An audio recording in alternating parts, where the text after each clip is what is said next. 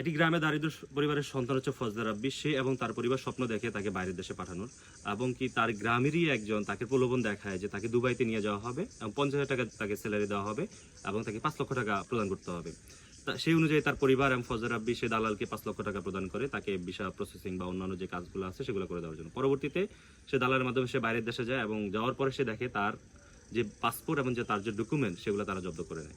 এমনকি তাদেরকে বলে যে তুমি যদি কথা বলো তাহলে তোমাকে আমরা অভিবাসী হিসাবে, অবৈধ অভিবাসী হিসাবে তোমাকে পুলিশের হাতে তুলে দেবো। এবং কি তাকে কঠোর পরিশ্রম করার জন্য বাধ্য করা হয়, যেটা সে করতে ইচ্ছুক না। এবং কি তার যে খাওয়া দাওয়া, তার যে ঘুম, সেটা পর্যন্ত সীমিত করে দেওয়া হয় এবং সেই অনুযায়ী তাকে পারিশ্রমিক দেওয়া হয় না। আসলে ফজলে রাব্বি কী হয়? ফজলে রাব্বি মানব পাচারের শিকার হয়েছে।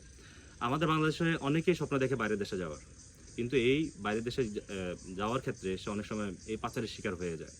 আসলে আমরা আজকে জানি যে মানব পাচারের সম্পর্কে কিছু তথ্য জানি।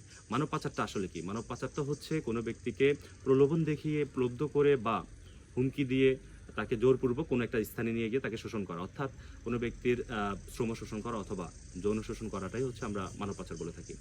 বাংলাদেশে আমরা মানব পাচার 3 ধরনের মানব পাচার দেখে থাকি। একটা হচ্ছে শ্রম পাচার, একটা হচ্ছে যৌন পাচার, একটা হচ্ছে শিশু পাচার। এগুলোর বিরুদ্ধে বাংলাদেশে বিদ্যমান একটা আইন আছে, সেটা হচ্ছে মানব পাচার প্রতিরোধ 2012 সালে একটা আইন আছে। সেই আইন অনুযায়ী কোনো ব্যক্তি পাচার করলে সে ব্যক্তিকে 7 বছরের শাস্তি এবং 5 লক্ষ টাকা জরিমানা বিধান করে দেওয়া আছে। এছাড়াও যিনি ব্যক্তি পাচারের শিকার হন, পাচার শিকার ব্যক্তির স্বাস্থ্য, শিক্ষা এবং পুনর্বাসনের ব্যবস্থা করে দেওয়ার জন্য এখানে বিদ্যমানভাবে বলে দেওয়া আছে। এছাড়াও আরও কঠিন শাস্তির বিধান আছে এই আইনে। আসলে আমরা কি করতে পারি? যে ব্যক্তি মানব পাচারের শিকার হয় সে ব্যক্তি কি করতে পারে? সে দ্রুত আইন শৃঙ্খলা যে বাহিনী আছে তাদের সহযোগিতা নিতে পারে। এছাড়াও সে মানবাধিকার কমিশনে অভিযোগ জানাতে পারে, তাদের সহযোগিতা নিতে পারে, এবং কি সে একটা সেফ হাউস খুঁজতে পারে যেখানে সে আসলে সেফ থাকতে পারে।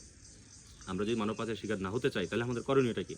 আমাদের করণীয় হচ্ছে যে যারা অবৈধ দালাল আছে তাদের থেকে আমাদেরকে দূরে থাকা, তাদেরকে সচেতন থাকা তাদের থেকে, যে তারা যদি কোনো ধরনের প্রলোভন দেখায় বা দেখে তাদের সাথে সাথে আমাদের আইন শৃঙ্খলা বাহিনীর কাছে এই বিষয়ে ইনফরমেশন দেওয়া। এছাড়া আমরা যেন বৈধভাবে যেভাবে বাইরের দেশে যাওয়ার যে প্রসেসিংগুলো আছে সেই অনুযায়ী রাষ্ট্র যেভাবে আমাদেরকে বলে দেওয়া আছে, রাষ্ট্রীয় যে আইন আছে, আইনে বিদ্যমান আইন অনুযায়ী প্রসেসিং করে, ভিসা প্রসেসিং করে বৈধভাবে বাইরের দেশে যাওয়ার চেষ্টা করবো। তাহলে আমরা এই মানব পাচার থেকে আমরা বেঁচে যাবো। আশা করি সবাই বুঝতে পেরেছেন। ধন্যবাদ সবাইকে।